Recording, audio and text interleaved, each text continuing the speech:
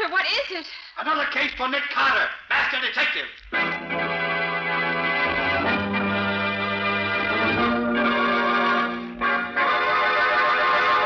Yes, it's another case for that most famous of all manhunters, the detective whose ability at solving crime is unequaled in the history of detective fiction. Nick Carter, master detective. Tonight's curious adventure... An angle on murder. Or Nick Carter and the mystery of the mutilated bullet. Then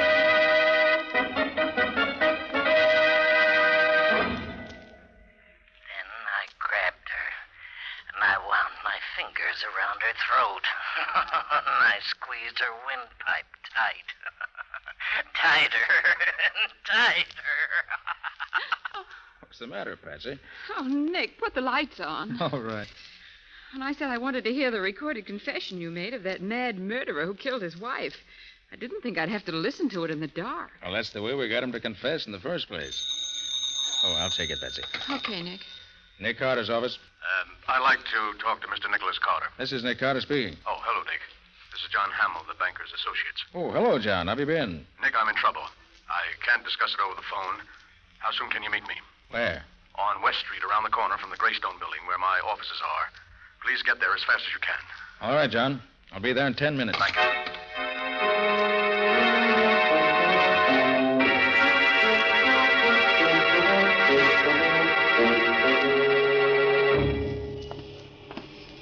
Now, Scubby, you understand exactly what you're to do? Yeah, Nick. Okay. I'll see you later. I've got a date on this corner. Okay, Nick. I'll be seeing you. Hey, look at that car coming up the street, would you? Hey, Nick, watch out. That car is headed right at you. Jump, Nick. Oh. Did he hit you, Nick? Are you all right? Yeah, I'm all right. Oh, gee, that was close. It almost seemed like whoever was driving that car did that on purpose. Wouldn't be at all surprised, Scubby. I think somebody is interested in preventing me from keeping my appointment. Hey, look, maybe I better stay with you, Nick. No, I've got something else for you to do, Scubby. I got the number in that car. Hop down to the license bureau and find out who it belongs to. Then wait for me at the office.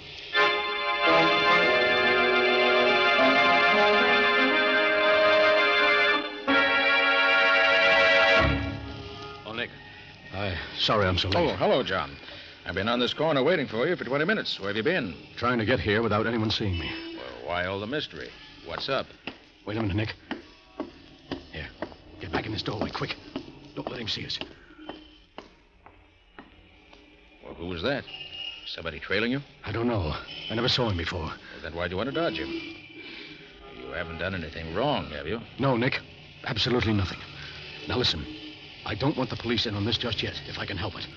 A banking firm like mine can't stand any unnecessary notoriety. Well, yes, I know, John, but what's this all about? Well, let me explain. I wanted to tell you out here where I can be sure no one will hear us. You see, Nick, several days ago, I discovered there's a serious shortage on our books. Somebody has been taking money from the accounts, and I'm almost sure I know who it is. I've called a meeting of my 4 partners. They're upstairs in my office waiting for me right now to have a showdown before the stockholders find out. That's why I asked you to come over here, Nick. You may have to make an arrest tonight. Well, you don't want a detective, John. You want a cop. No, you're wrong, Nick. I want you. Please come along. Well, perhaps you better wait down the lobby while I go up and see if everything's all right. That is safe for you to come on. No, Nick. There's no need for that. All right, I John. want to be in on the showdown. Come on. Anything you say. And if you really feel that something dangerous is in the wind, I think I should go up there first and look around. Then if everything's okay, let you know. No. I want to go up now and get it over with. Well, if you insist. I do, Nick. Oh, I know it's pretty late, but I waited purposely till the offices were closed to avoid any publicity. This whole business requires the greatest secrecy.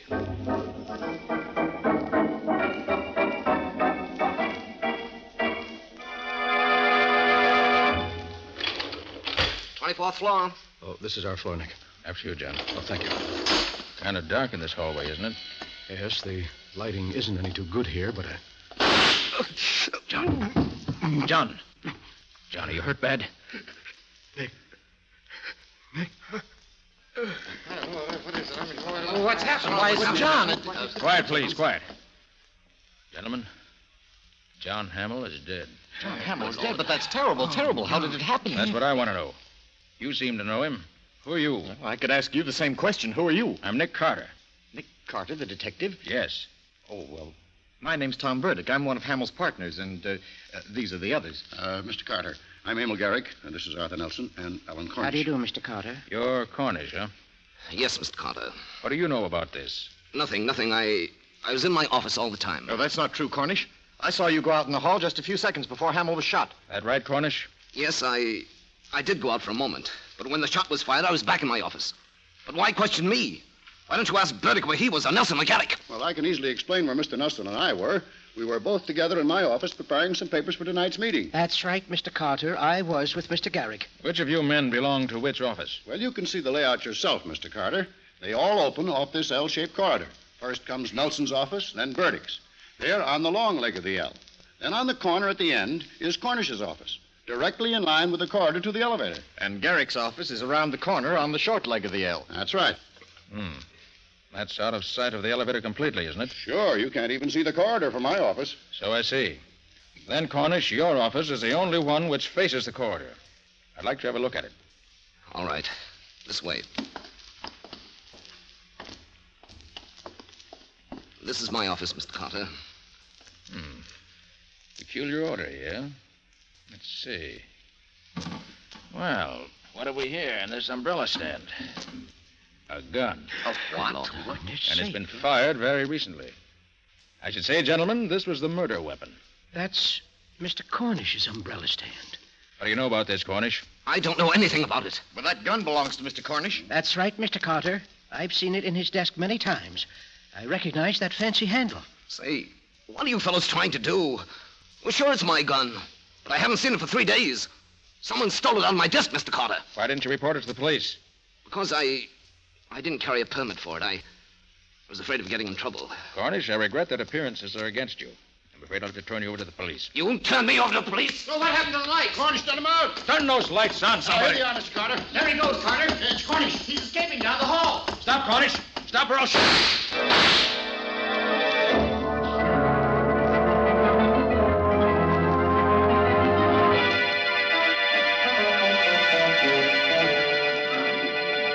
'But you see, Patsy, I was right with Hamill when he was murdered. What I can't figure out was how he was shot when there was no one else in the hall with us. Don't ask me, Nick. And here's something else. I heard only one shot fired, but Cornish's gun had 3 empty shells. And to top it all off, here's the bullet that killed Hamill. The coroner gave it to me. Notice how it's all banged up? Yes, how did that happen? I wish I knew. Patsy, if I knew the answer to that, I think I'd know the answer to this whole case. Until we find Cornish. Oh, I'll get it. Hello, Carter? Yes, this is Nick Carter. Oh, this is Alan Cornish. I suppose I'm a fool for calling you up, Carter, but I need help. I'm desperate and I can't go to the police. You've got to help me prove I didn't kill Hamill. Why'd you run away, Cornish? Because I was scared. Lucky for me, you didn't hit me. Don't worry, Cornish. If I'd really wanted to hit you, I would have. Where are you now? I'll tell you, but you've got to promise to come alone. If you don't, The only thing I'll promise you is that I won't do anything till after I've talked to you. Now, what's the address? 1813 Oak Street. Come right over. I'll be waiting for you. Okay, sit tight. I'll be there. You mean we'll be there? I'm sick of sitting around here. I'm going with you.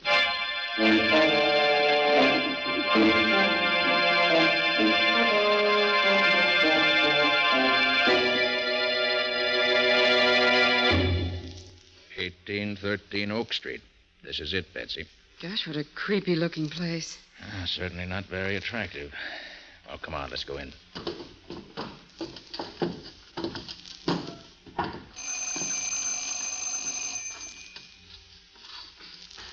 Maybe he's not here. Said he'd be here. Wonder if... Well, the door's open. Should we go in? We can't keep our date with Cornish if we don't. Gosh, it's dark in here. Nick, do you suppose it could be a trap? You never can be quite sure, Patsy. Here's the door. Stand behind me. Do you see anything in there, Nick? Wait till I get my flashlight. No. Looks deserted. Oh, come on. Let's try another room. Gee, this place gives me the jitters. It's practically deserted. Maybe he's in here. Stand back, Patsy. No, nothing in there. Maybe he got scared after he called you and slipped away. We'll soon find out. There's another door. Over there.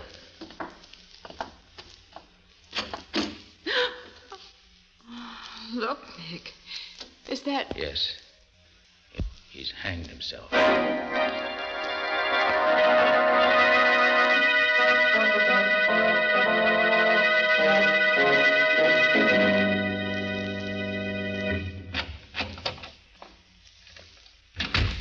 Well, Nick, I don't know why he came back to the office again tonight. Cornish is dead. I guess that closes the case. Patsy, I'm not satisfied. When I talked to him on the phone, he certainly didn't sound like a man who was going to kill himself. When a man wants to prove himself innocent, he doesn't commit suicide. No, Patsy, there's something about that hanging that's bothering me, and I can't lay my finger on it. You probably figured that was the best way out. To kick over the chair and end it all. Patsy, remind me to give you a raise. And what did I do? I've got it. Look, Patsy, Cornish was a short man. Well, so what? Patsy, Cornish couldn't have hanged himself. Well, why not? Don't you remember, Patsy? The only furniture in that room was a bed. And Cornish was so short he never could reach that noose from the bed where it was. Of course, Nick. The bed was on the other side of the room. Patsy, Cornish was murdered, which eliminates him as a suspect. Probably he was killed by the same man who killed Hamill. Oh, but who, Nick? Who? Wish I knew. Hiya, Nick. Hiya, Patsy. Well, if it isn't the missing link. Scubby, did you find out anything about that car that nearly ran me down this afternoon? Oh, you bet, Nick. Good. But what a time I've been having. Wait till you hear what I have to tell you. Well? I had to get the license commissioner out of bed to get it, but, oh, boy, it was worth it. Hey, do you know who that car belongs to?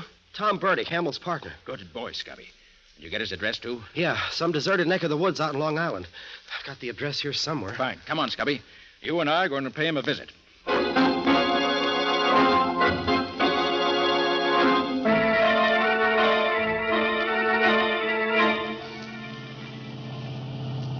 You know, Scubby, the more I think of it, the more it looks as if Tom Burdick might be mixed up in this somewhere. Oh, I hope so, Nick. Otherwise, we're using up a lot of gas in this jalopy of mine for nothing. Hey, have you noticed anything funny, Nick? You mean that car that's been trailing us for the last few minutes? That's it. What do you make of it, Nick? I don't know, Scubby. But I think we'll be finding out quickly enough. They're overtaking us. Better step on it. Okay, Nick, here we go. How are we doing? Not so good, Scubby. They're still gaining on us. Can you give her any more gas? I'll try. There. They still coming up? Yes, Scubby. And fast. Duck, Hey. Scubby. They're shooting at us. You're telling me. Watch it. Here they come. Well, I've done all I can, Nick. This old bus won't go any faster. Well, let's try an old trick, Scubby. When they get close to us, slam on your brakes and pull over to the side of the road. Yeah? They won't be expecting that. It may throw them completely off balance and spoil their aim. Okay, Nick, you say when. Now, pull over.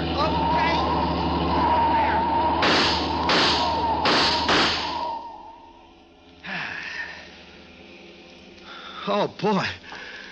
That was a close one. Are you all right, Nick? Yeah. Well, we won't see them anymore for a while. Get going, Scubby. We got to make up for lost time.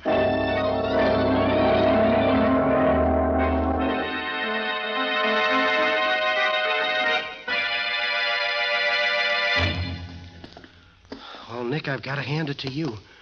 You have the darndest way of getting into a cellar. Well, we had to get into Burdick's house somehow. This cellar with its trick entrance from the garage looked like the safest way. Especially with those two vicious-looking dogs posted at both the front and back doors to the house. Well, they sure were big ones, too. I'd hate to meet one of them. Hey, where do you think this is going to lead us to, Nick? We should find a stairway going upstairs, unless I'm very much mistaken. Yeah? Yeah. Here's one. All right, let's go up. But careful. All right, Nick, you lead the way. I'm with you.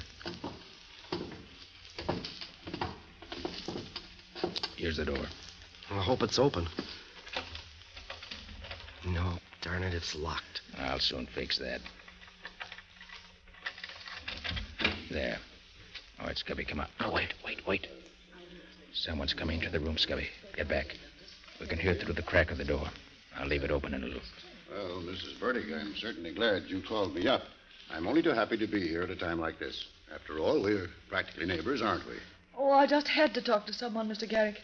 I'm so worried about Tom and those horrible things that have been happening at the office. What do you make of all this? Well, I wouldn't worry about it too much, Mrs. Burdick. Tom can take care of himself, if he has to. What do you mean, Mr. Garrick? Oh, nothing. But he has been acting rather strangely lately. Well, that's just it. I'm so worried. I haven't seen or heard from him all day. He's never been so late coming home from the office. Why, it's after 11. Oh, there's really nothing to worry about, Mrs. Burdick, even in a case like this. Of course, it looks very peculiar for Tom to be missing this way, especially at this particular time. Mr. But Garrick, you don't think Tom had anything to do with all this sort of... Well, Mrs. Burdick, I like Tom very much. I would hate to think that Tom had anything to do with this murder. Of course, Well, Scubby, we don't seem to be learning much this way. Might as well go in and let him know we're here. Sure, Nick. Good evening, Mr. Garrick. Why, Mr. Carter, what are you doing here? I just came along with one of my assistants, Scubby Wilson, to talk to Mr. Burdick. We came in this way because we didn't want to disturb the dogs. Oh, really? Who are you? Oh, Mrs. Burdick, this is Mr. Nick Carter. He's in charge of investigating Hamill's death. Mr. Carter, the detective? Nothing's happened to Tom, has it? I don't believe so, Mrs. Burdick. I just want to ask him a few questions when he arrives. Well, maybe that's why Tom hasn't come home. Maybe he's afraid of... Maybe that's he now. Wait, I'll go look out the window to see if that's his car. Carter, I must warn you to be careful. Burdick's a dangerous man. Tom, Nick Carter's here. Please, Mrs. Burdick, Nick come away from that Carter's window. here to see you. You won't do him any good that way, Mrs. Tom, Burdick. Tom, Stop it, you hear me? Please. Hey, that's his car, Mr. Carter. Look, he's getting away. Come on, Scubby, let's get after him. Okay. Wait, I'll go with you, Carter. Hurry up. I want to know why he runs away when he hears my name.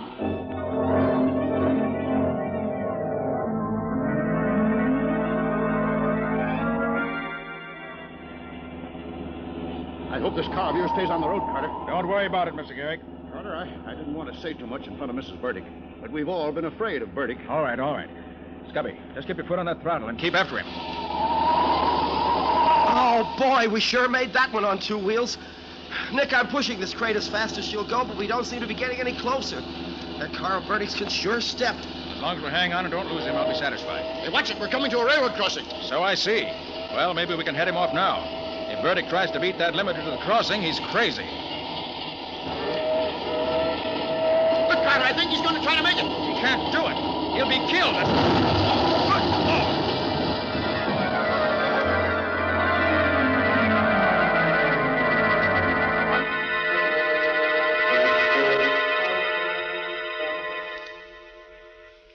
Oh, Nick, that nurse that just came out of the operating room is signaling you. Oh, yes. She wants me to go into Burdick. You wait for me here, Scubby. Okay, Nick.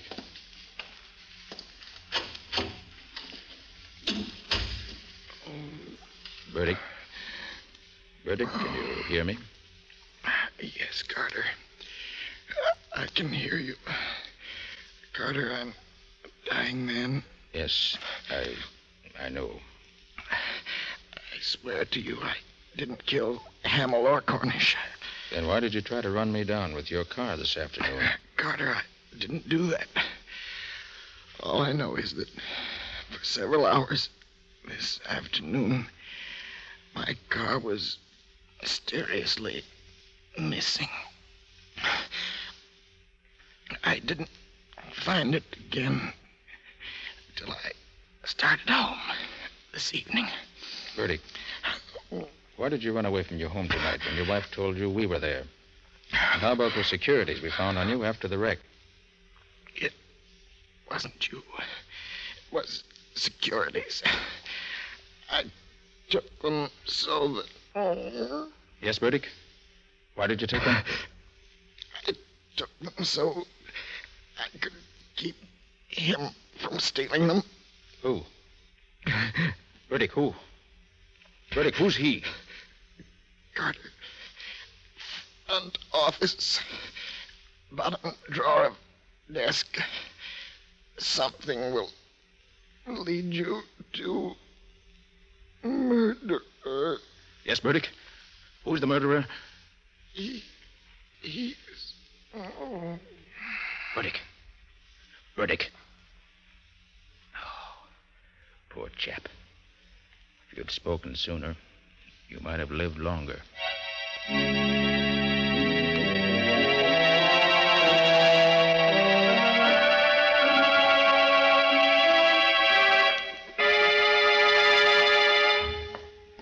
Nick. Oh, Nick, I got here as quick as I could. Have you found anything yet? I think so. Scubby Burdick wasn't lying to me. I found this in the bottom drawer of the desk in the front office here. A book. Well, is that what Burdick meant? Just look at that title. Studies of various angles of bullets in flight. Well, so what, Nick? Scubby, that's the way Hamill was killed. It all adds up perfectly. Now I know why I heard only one shot when I found 3 empty shells in the murder weapon. 3 shots were fired, but 2 of them were fired at a different time from the third. Well, do you know where the other 2 bullets are, Nick? I do. Follow me out in the hall and I'll show you. Yeah? You see, Scubby, as soon as I found that book in the flight of bullets, I did a bit of looking around, and I finally found them. Well, where are they? In the office here? No, Scubby, in the corridor. Right over there in that dark corner. embedded in the wall beside the elevator shaft, about a half a dozen feet from where Hamill was killed. Well, what are they doing over there? Scubby, this was a very ingenious crime. And if you watch carefully, I'll show you just how ingenious it really was. Now, you notice that Cornish's office is the only one facing the corridor leading from the elevator. Yeah. So what? Well, in order to shoot someone coming down the hall, the murderer, if he were in any office but Cornish's, would have to step from his office out into this corridor and be seen, right? Yeah, right. But our murderer was very clever. I got the answer when I located the book, and when I found these embedded in the wall beside the elevator shaft. The 2 missing bullets. Right. Well, hey, they're all banged up. Precisely, just like the murder bullet. And that's what gave me the answer. You see, Scubby, Yeah. the murderer never left his office. He stood inside the front office, the one around the corner, on the lower leg of the L-shaped corridor, and aimed at that steel pillar built into the wall over there. When the bullet hit the steel face of the pillar, it was deflected into Hamill's lungs. Look here. You see these marks in the face of the pillar here? Where? Oh, yeah. Those are the bullet marks. Oh, well, gosh, Nick, that's fantastic. Hey, are you sure you're right? Positive. Don't you see, Scubby? That explains the other 2 shots that were fired. They weren't fired at Hamill, and they weren't fired at the time the murder was committed. They were practice shots used by the murderer to be sure he had the correct angle from which to shoot Hamill. Gosh, Nick, I've certainly got to hand it to you. Yes, but we still have to get the murderer. But how? And who is it, Nick? I rather think that if we step back in the office and wait, we'll find out soon enough, Scubby. Well, what do you mean, Nick? I mean that whoever it is will be in this office within the next few minutes, because after my discoveries, I made a couple of phone calls, and I invited the 2 remaining partners to meet me here. Shh. Here comes someone now. Oh. Oh, how do you do, gentlemen? Oh, hello, Garrick. I got your phone call, Carter, and I got here as fast as I could. Garrick, have you seen this book before? Studies of various angles of bullets in flight. Why, yes, now that I think of it, I think I have. Does it belong to you? No, it doesn't. But I remember that one day when I was with Mr. Nelson, he stopped in front of a bookshop and looked at it. Rather closely, now that I think of it. Yes, I'm sure it was Nelson. Very interesting. Now tell me, Mr. Garrick, when the murder was committed, are you positive that you and Mr. Nelson were in this office together? That's right, Mr. Carter. Can you show me exactly where each of you stood at the time the shot was fired? Well, now let me see. I was here, facing the window, and Nelson was, standing right about here by the door. Mm-hmm. I see. Did you notice in which direction he was facing at the time? Yes, I remember. This way, facing the corridor. In other words, the way he was standing, you could see him only in profile. That's right. Well, there's no question but that's how it was done, Scubby. The murderer planted himself in this office so that he could establish a strong alibi. He then took the gun from his pocket, unseen by the other person in the room, who could see him only in profile, and then fired it at that steel pillar. Then, as he ran into the corridor with the rest, after Hamill was dead, he dropped the gun into the umbrella stand in front of Cornish's office. Well, Carter, do you mean that Nelson is the one How who... do you do, gentlemen? Did I hear my name mentioned? Yes, Nelson, you did. Why did you kill Hamill and Cornish? Please, Garrick, don't be ridiculous. Oh, Nelson, does this book look familiar to you? This book? No, I can't say that it does. You sure you'd never seen this book before? Now that you mention it, I may have glanced at it in a bookshop at one time or another, but then I look over a lot of books. I like to browse. I see. Nelson, see how you approve of this story of Hamill's murder. Yes? The killer knew of Cornish's criminal record, and he figured he could embezzle some of the firm's money and pin it on an innocent man. Then when he found out that Hamill was becoming suspicious and was having the accounts checked, he became panicky and afraid that it might not work out the way he had planned. So he decided to kill Hamill. Then when he happened to overhear Hamill's conversation with me over the telephone, he hurriedly borrowed Burdick's car without Burdick's knowledge and tried to get rid of me. That's an interesting way out, Mr. Carter. Have you also a theory as to who the killer is? I have. By the process of elimination, it has to be either you or Mr. Garrick or an unknown. And I've already proved that I didn't do it. It must have been an unknown then, Mr. Carter. I certainly didn't kill Hamill. I had nothing to do with the murder. When the shot was fired, I was right here in this room with Mr. Garrick. He can testify to that. He has already, Mr. Nelson. In fact, Mr. Carter, I was standing right here facing the window when the shot was fired. Oh, no. That's where I was, Mr. Carter. Standing there at the window. Now, please, Garrick. Please, now, gentlemen, please. I... You don't have to argue about it. I know who was at the window, and I know who fired the fatal shot. Scubby, take a look at the flyleaf of this book. Well, what are they, Nick? They look like the scribbles that some guys draw when they have nothing else to do. Oh, doodles, they call them. Exactly. While I was looking through the various offices, I found some papers with these same doodling marks on them in one of the desks. And these marks were made by the murderer. Garrick, I arrest you Watch for the out, murder... Nick, he's got a gun! Well, Scubby, pick up the pieces. Oh, boy. There's the murderer, Garrick. He's also the man who tried to murder you and me last night on the road to Burdick's home. Well, I'll be... You see, Scubby, Burdick has his suspicions about Garrick. That's why we found those securities on him. He took them so that they wouldn't fall into Garrick's hands. He'd suddenly found out that Garrick was an unscrupulous crook. And that was the reason he ran when Mrs. Burdick called him. He saw Garrick at the window and was afraid of him. Well, Nick, I must say he had me fooled when he said that Nelson was standing at the door of the office here when he was really there himself. Yes, in telling us who was in this office, our clever murderer just reversed the positions in which he and Mr. Nelson were standing when the murder was committed. But once I saw the marks on that flyleaf, I knew who stood where. And that's why I had Nelson come up here, to force Garrick's hand. Well, Nick, one way's as good as another as long as you get results. And you always seem to do that.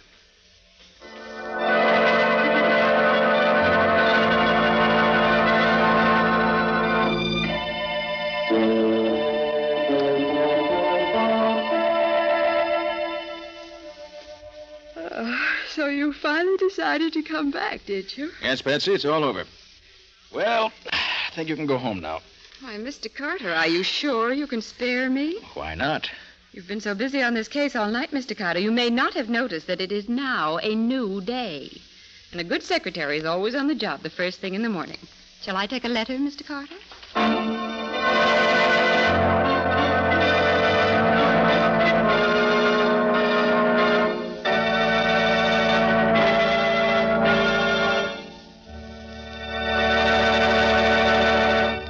This was another strange experience of Nick Carter, Master Detective, called An Angle on Murder, or Nick Carter and the Mystery of the Mutilated Bullet. Another of the curious adventures of Nick Carter, which are brought to you by WOR Mutual. And now, Nick, what's next week's story all about? Well, when this case was first brought to me, it seemed so routine and uninteresting that I practically turned it down. But it was far from routine once you got into it, wasn't it, Nick? Yes, indeed. So far from it that I almost got myself bumped off investigating it. It's really the story of a man who thought he was so much cleverer than Nick that he could outwit him every time. I don't suppose he got away with it. No, he found he wasn't really so clever after all. Like practically every criminal I ever met, he gave himself away by being too clever. Well, sounds like an interesting tale, Nick. Not only interesting, but downright exciting. But more of that next week. So long, folks. So long. And so long to you, Nick and Patsy. In the strange adventure you've just heard, Nick Carter was impersonated by Lon Clark, Patsy by Helen Choate, and Scubby by John Kane. The story was written for Nick Carter by George Gordon. Original music was played by Lew White. The entire production was under the direction of Jock McGregor.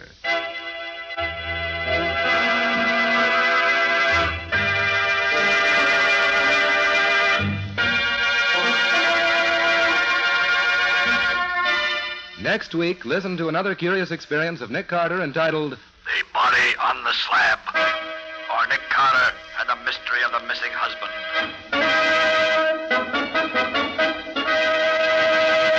This story is a copyrighted feature of Street and Smith Publications, Incorporated. Beginning Wednesday, November 3rd, The Return of Nick Carter, which is produced in the studios of WOR, will be broadcast over most of these stations on Wednesday evenings at 8:30 Eastern Wartime. Remember the new time, Wednesdays at 8:30 Eastern Wartime, beginning Wednesday, November 3rd. This is Mutual.